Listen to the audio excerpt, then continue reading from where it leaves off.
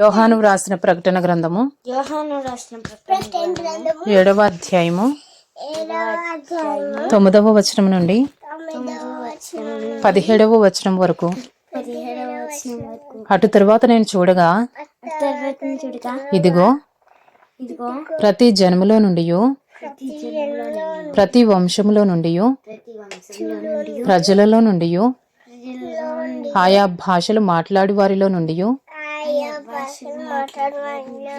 వచ్చి ఎవడునూ లెక్కింపజాలని ఒక గొప్ప సమూహము కనబడెను. వారు తెల్లని వస్త్రములు ధరించుకున్న వారే ఖర్జూరపు మట్టలు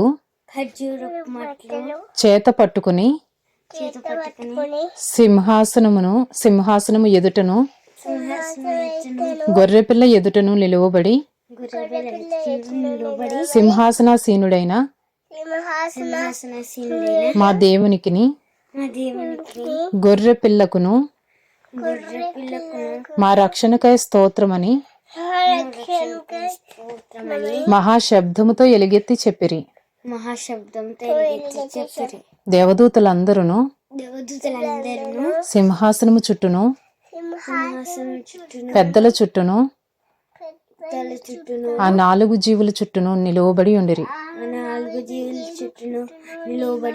వారు సింహాసనం ఎదుట సాష్టాంగపడి ఆమేన్ యుగ యుగముల వరకు మా దేవునికి స్తోత్రమును మహిమయు జ్ఞానమును కృతజ్ఞతాస్తుతియు ఘనతయు శక్తియు బలమును కలుగును గాకని చెప్పుచు దేవునికి నమస్కారము చేసిరి. ఆమేన్.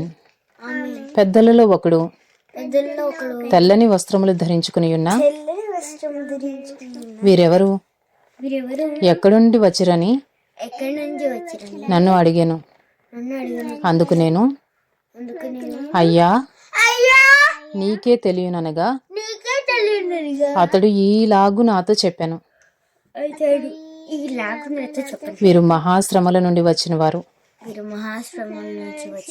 గొర్రెపిల్ల రక్తములో తమ వస్త్రములను ఉదుకుని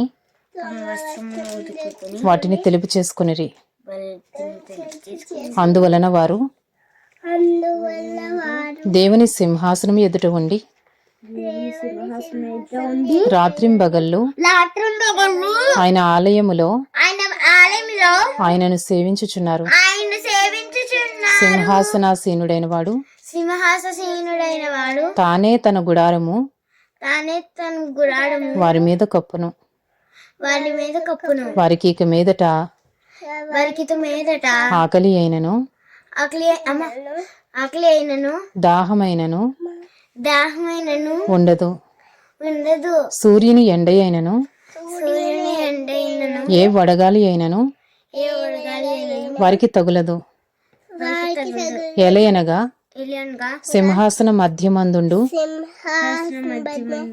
గొర్రెపిల్ల వారికి కాపరి అయి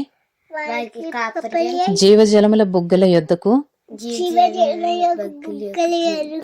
వారిని నడిపించును. దేవుడే వారి కనుల నుండి